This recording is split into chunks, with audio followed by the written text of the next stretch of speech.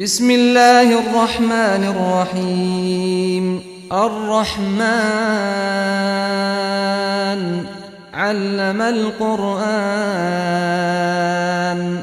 خلق الإنسان علمه البيان الشمس والقمر بحسبان